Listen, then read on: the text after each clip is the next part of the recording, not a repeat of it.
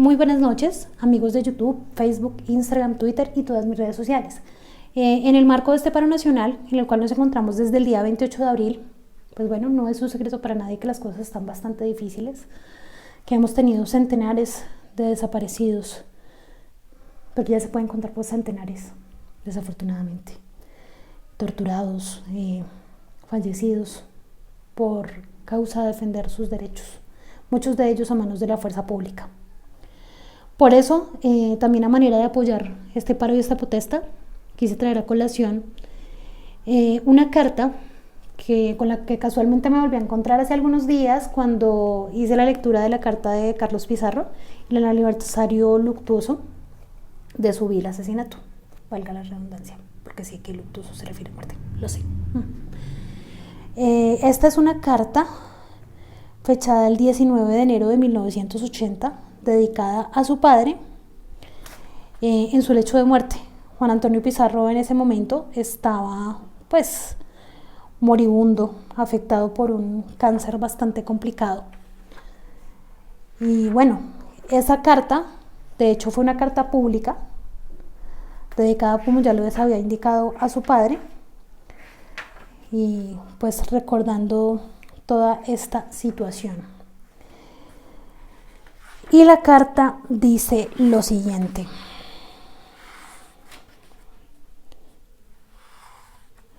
Permítanme que se me perdió. Lo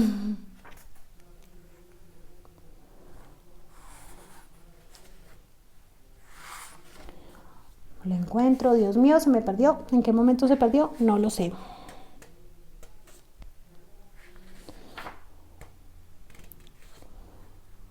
$79.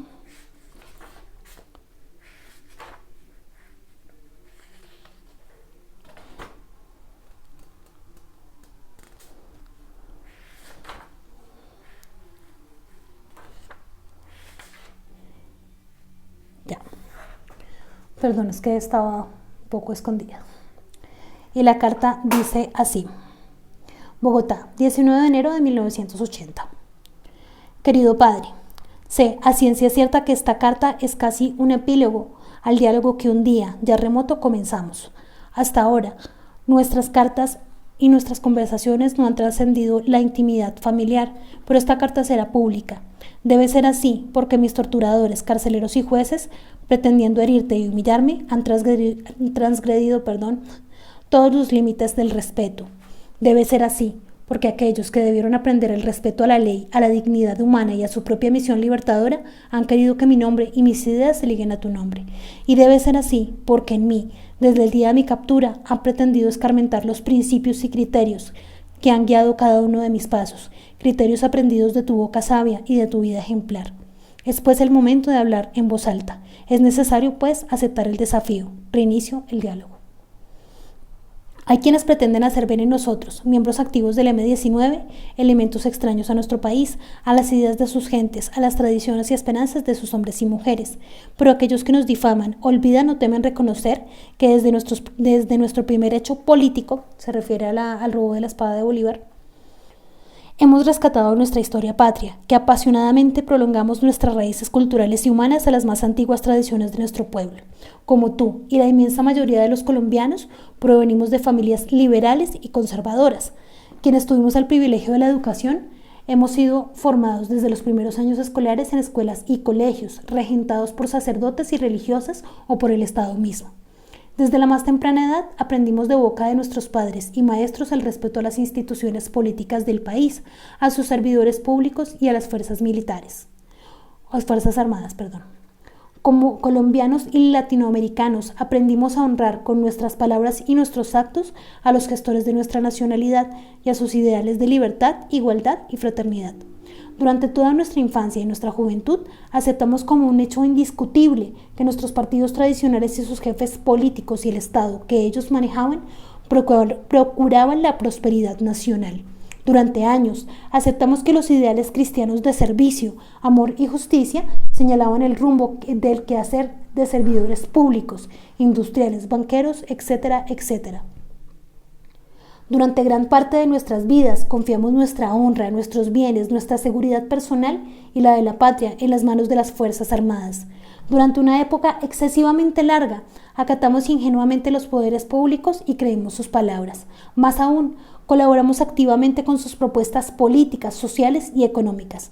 Pero este país que reconocíamos como nuestro se fue desdibujando. Ante nuestros ojos sorprendidos apareció una nación adolorida. Esa patria que tú y nuestros antepasados quisieron para nosotros no fue el país que recibimos. Durante los últimos años, la rectitud, la honorabilidad y la justicia se han visto como nunca antes desterrados. Sobre los dineros del Estado cayeron aves de rapiña y hoy dilapidan la riqueza nacional. Una clase política oportunista y perezosa comenzó a traficar con las leyes, con la justicia y con los puestos públicos. ¿Les suena? Hoy, para vergüenza nacional, se cambia una reforma constitucional por un incremento en las dietas parlamentarias. La democracia, heredada de todos los colombianos, se cambia por el usufructo del poder ejecutivo. Tantos votos se cambian por tantos puestos públicos. Hoy aquellas Fuerzas Armadas a las que dedicaste, con la mayor honestidad profesional, los años más productivos de tu vida, aquellas Fuerzas Armadas en las que colaboraste a inculcar el respeto a las instituciones democráticas, aquellas Fuerzas Armadas destinadas desde la gesta libertadora a ser garantes de los derechos humanos y la dignidad nacional y protectoras del ciudadano inerme. Aquellas Fuerzas Armadas que tú ayudaste a forjar paulatinamente fueron cambiando su función social y traicionando el mandato constitucional. Hoy, el país que se inclinaba reverente y agradecido ante los hombres de uniforme se espanta a su paso. Nosotros que observamos tu ascenso en la Armada hasta la más alta investidura de la jerarquía militar, comandante de las Fuerzas Armadas colombianas y vicealmirante de la Marina de Guerra, con base en la capacidad profesional, la ética militar y la rectitud de tu carácter, nos indigna ver instalarse en las Fuerzas Armadas, como costumbre y requisito de ascenso, la entrega de la soberanía y la tortura. Hoy, la soberbia de los poderosos es el lenguaje de los altos mandos, y con gestos y palabras irrespetan a la patria, intimidan a magistrados de la Corte Suprema de Justicia, consejeros de Estado y presidentes. ¿Qué puede esperar el ciudadano de la calle? Hoy se habla con desenfado de aplastar con el peso de unas armas, las cuales no les pertenecen. Toda protesta social. Huelgas, invasiones de tierra, manifestaciones públicas de descontento son clarines de guerra para un ejército cansado de custodiar nuestras fronteras y nuestra soberanía, para una marina alejada de los mares y que entrega nuestras 200 millas de mar territorial a una fuerza aérea indiferente al cielo patrio, fácil al soborno y activa en la tortura. Hoy es un hecho repetido y condenable la invocación al golpe de Estado, el desprecio al débil y al humilde. Nuestra patria ha ido cambiando y con ella todos hemos sido transformados. Hoy, tu hijo se rebela contra la injusticia social porque nos enseñaste el culto a la igualdad y a combatir la miseria. Hoy, tu hijo se rebela contra la lacerante realidad de una libertad asesinada porque no nos enseñaste el idioma de la cobardía, porque como demócrata y patriota nos inculcaste el odio a muerte a los tiranos. Hoy, tu hijo se rebela contra la actual dependencia y servidumbre nacional porque no nos indicaste el camino del oprobio y sí nos señalaste el futuro de grandeza que aguarda a nuestra patria. Hoy, tu hijo se rebela contra la creciente concentración de la riqueza nacional, contra la acumulación de los poderes del Estado en el Ejecutivo y contra toda forma de monopolio en la actividad social, porque no tengo la contextura ideológica para soportar ninguna dictadura, ninguna oligarquía, ningún privilegio de casta o de fortuna. En fin, hoy te expreso no sin orgullo que me enaltece ser preso político y combatiente del M-19, porque el M-19 es una fuerza política nueva que ha dado pruebas suficientes al país de su justicia política y de su audacia operativa, porque el M-19 es una fuerza auténticamente unitaria, cuya política expresa las más queridas ambiciones de los colombianos, porque el M-19 ha mantenido las puertas abiertas al diálogo y a la acción que a todos los sectores políticos sociales siempre y cuando estos sectores estén interesados en el bienestar nacional y la conquista de la democracia. Porque el M-19 es una fuerza auténticamente unitaria, cuya política expresa las más queridas ambiciones de los colombianos. porque el M-19 ante la traición de un sector ante la traición de un sector de las Fuerzas Armadas está dispuesto a trabajar hombro a hombro, arma con todos los militares demócratas, quienes leales a la patria y a su pueblo se niegan a suplir con las torturas y el vil garrote las secuelas de la mala administración gubernamental, el clientelismo político, la aberrante concentración de la riqueza, las ambiciones políticas y económicas de una minoría de apátridas privilegiados, porque el M-19 está dispuesto, y lo ha demostrado, a ser parte del torrente nacional y cree posible derrotar la minoría oligárquica civil y militar que rompe los más antiguos valores nacionales y acapara la riqueza patria. Por último, porque el M-19 cree posible, urgente y necesario construir un orden social con democracia económica, social y política y no está dispuesta a disminuir el ritmo de la lucha. El M-19 cree en la victoria, trabaja por ella y la construye. Tú bien sabes que no he eludido ni eludiré mis responsabilidades en múltiples hechos y manifiestos públicos que el país de sobra conoce. No he inclinado la cabeza ante interrogadores y torturadores, pues mi vida pública está y estará frente al país y sus gentes. No tenemos, mis compañeros y yo, el juicio que hoy nos siguen, montado para condenar nuestra dignidad de patriotas y nuestro indoblegable amor al pueblo. No nos espantan las condenas porque jamás hemos abandonado la convicción de que la patria lo merece todo, la vida, la comodidad personal, la libertad individual. Además, el único veredicto válido es el que dicta la historia. A él nos acogemos.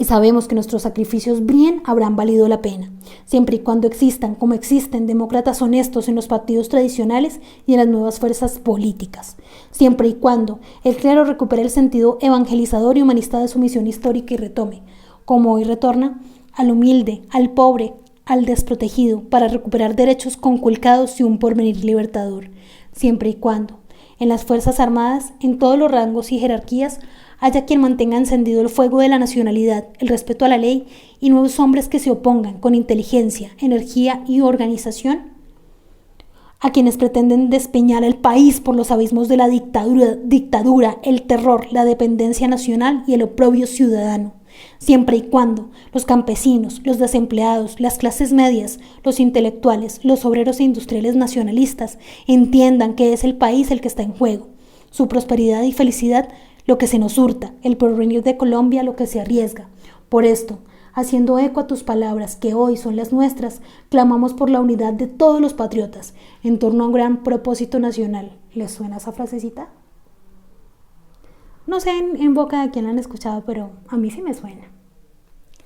Que en el actual estado del país no puede ser otro que el de la conquista de una auténtica democracia en todos los órdenes de la actividad social. Alcanzar una sociedad donde los derechos no solo se denuncien, sino que además sean realizables en la única forma de ser libres como ciudadanos y grandes como nación. Para terminar, tú bien sabes que siempre he actuado de acuerdo a los dictados de mi conciencia. Tu ejemplo me enseñó que todo hombre vale por sus propias condiciones humanas, por su inteligencia, por su honestidad, la rectitud de su carácter, y no debe recibir ningún tipo de privilegio por investiduras ajenas. Tú bien sabes que, fiel a tus enseñanzas, nunca he buscado, en mi condición de hijo tuyo, recibir prebendas o usufructuar beneficios que tú hayas merecido pero que yo no haya ganado. He reconocido y agradecido tu culto a la libertad ajena, lo cual me ha permitido construir mi vida, madurando en la lucha cotidiana, aprendiendo de éxitos y de errores. Siempre he querido que mi vida sea juzgada por la opinión pública nacional, por mis propios méritos e independiente de la tuya. No eludo, eso sí, las responsabilidades que llevar tu sangre implica.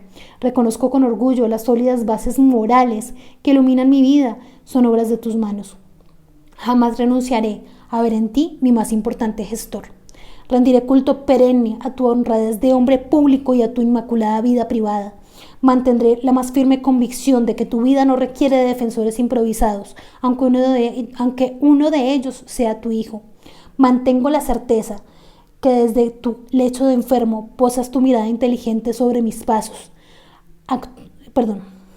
Mantengo la certeza que desde tu lecho de enfermo posas tu mirada inteligente sobre mis pasos actuales. Sé que continuarás implacable frente a mis hierros y continuarás confiando en mi carácter. No estaré a tu lado en la hora de la muerte, pero nunca he estado lejano. Recibe mi mensaje de eterno agradecimiento y amor. tu hijo Carlos. Es una carta fuerte, ¿no? Y casualmente muchas de las cosas que abarca ahí las estamos viendo 30 años después, 30 y punta, casi 40 años después de esto, ¿no?